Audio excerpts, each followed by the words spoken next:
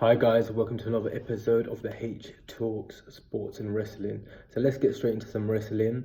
AEW, aka All Elite Wrestling, is going to be starting in the UK. It won't be starting until next Sunday in terms of ITV4. Let's get into that first. So basically, AEW revealed their UK plans, and a lot of people aren't too happy about it. I'm going to go into it and tell you why.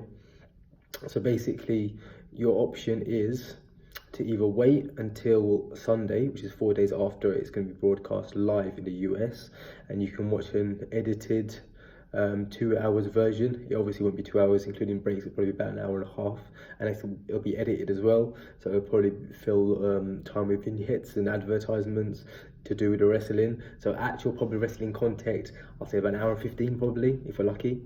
That'll be Sunday mornings at 8:40 a.m. I believe, or it might be 8:20 a.m. Around 8 a.m. On ITV4.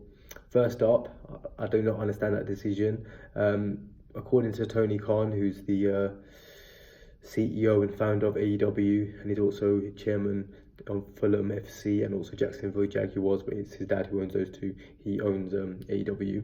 He said it's because of the way advertisements are and to do with basically the advertisement times and things like that. But here's another part of it.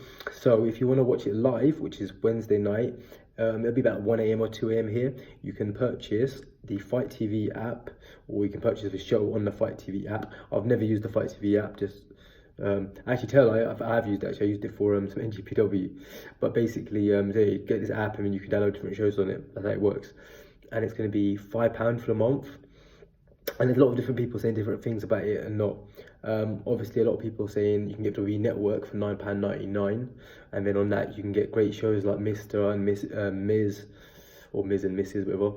You can get Total Divas for people like that, and maybe your missuses, or maybe female viewers, or anyone who is into that. You get Holy Foley, you get all the classic documentaries, you get every single WCW, ECW, and previous WWE pay-per-view, including all the WrestleManias, Royal Rumble, Survivor Series, SummerSlam, etc. Plus you get weekly comedic shows, plus you get comedy shows like Edge and Christian, plus you get W24, you get multiple documentaries, multiple matches, Cruiserweight Classics, British Wrestling, UK Championship, 205 Live, NXT UK, NXT Normal, etc, etc. So in comparison to that, £5 for 8 hours, and it's going to be less than 8 hours commercials, really. You're talking about 6-7 hours, probably 6 hours really of wrestling content. Sounds terrible. It does. And I'm more of an AEW fan right now than WWE fan, so objectively that is poor. Also, you have to stay awake until about 1 a.m. If you've got work for next morning, it's not great, is it? You're going to stay up, watch that for like a couple of hours, go to sleep and wake up at like 6 or 7 a.m. Think about that, yeah? So objectively, I understand why people are saying that's a bad decision. And it's funny because on the online forums, the Wrestling Incs, the Wrestle Zones, etc, the Fightfuls, people are saying, mainly Americans and Mexicans, why are you Brits being so cheap? It's not about being cheap, guys. It's about the market. If what your competitor in the market for £9.99 is giving you pay-per-views, which used to be valued at what, £20 here, no, £15, I think it's £14.99. So yeah, so you used to pay £14.99 just for a pay-per-view, especially WrestleMania. Maybe it went up to 20, let's say, for argument's sake. And you're getting documentaries, you're getting TV shows like Ms. and Mr. You're getting all these kind of programs, plus you're getting the comedy side, plus you're getting the weekly NXT, the weekly NXT UK, the 205 Live, the Cruiserweight Classics. And on the other hand, you're getting, after you take your adverts, 6 hours of wrestling. It's not going to look great, is it? So me personally, I'm not going to purchase the show and watch it live. I was actually going to, if it was free. If it was on ITV4, I would have literally stayed up and watched it live and done a post show. I'm not going to now. I will if I can get over, let's say, 500 subscribers. I'm nowhere near that at the moment. I'm literally around 10% of that. If I get over 500 subscribers, then it'll be beneficial for me and you guys. I'll put my own money in and I'll do it. But at the end of the day, it's not worth me losing sleep, literally, over it. At the moment, let's wait and I'll do my full review on Sunday. I'll watch it Sunday morning. I'm at work here anyways, so I'll watch it and then I'll do a review on here after. But yeah, so British fans, not great for us. But taking all that away, and all that being said, am I excited for AEW? I am. I really am. It's going to be a competitor. It's going to be something new.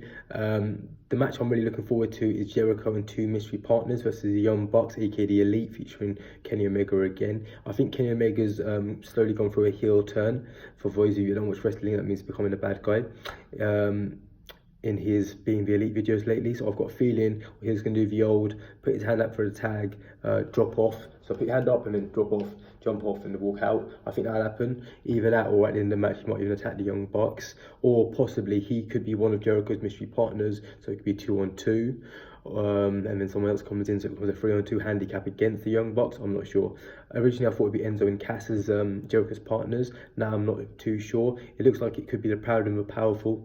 That's their name. They used to be known as LAX, Ortiz and Santana. They were also known as Los Boricuas on the last pay-per-view. So I'm not sure if they're going by Los Boricuas or the Proud and the Powerful. That sounds too much like Private Party, because obviously that's PP, Private Party, and this is PNP. So do you really want PP? Bit confusing. Also, yeah, I said PP. Haha, hilarious. But no, seriously, guys, I am excited. The Riho Nyla Rose match, not particularly, and let's not get into a Nyla Rose situation. You can all make your own decisions about that and your own personal preferences about that. But let's just be honest, is she a great wrestler? She hasn't shown that. She looks a bit botchy. Got strength, which you'd expect, but that's literally it. Just a few power moves. She almost destroyed Priscilla Kelly when she threw her off the Rumble. This is really funny, but this is a fact. So my brother took, but I think I don't know if I mentioned this or not, but the other day I went to a UBW in England, and my brother and his guys were wrestling. It's like a Royal Rumble kind of thing. It's called Castlefest Rumble in the UBW Castlefest. My brother got picked up and slammed by some big guy, picked up like this and thrown onto his colleagues who were already eliminated. So there was about 3 or 4 of his colleagues, I think maybe 3 or 4, and this guy, I think his name was DG, Davey Grant or something like that.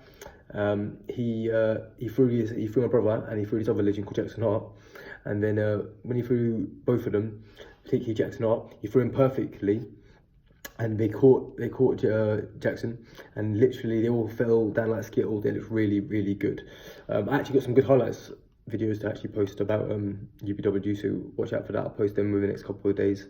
But that looked a lot better than bloody Nyla Rose. I don't know how long Nyla Rose has been wrestling. I'm guessing a few years. But this guy DG from bloody UBW, he literally picked him up, and Priscilla Kelly definitely weighs less than these wrestlers, which DG picked up, and she somehow botched it. Couldn't fully throw over Priscilla Kelly, if you remember, in that Battle Royal, whatever, Casino Battle Royal, whatever. And she looked like she hit herself. That was bad.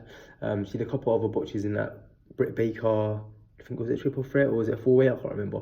But that, whatever that was earlier, either a Fight for the Fallen or at wasn't Double or Nothing. Or it could have been, I can't remember, guys. They've had so many pay-per-views in a short time. But yeah, so Nyla didn't look great. Riho looks technically good, but she's really small, really skinny, under 100 pounds.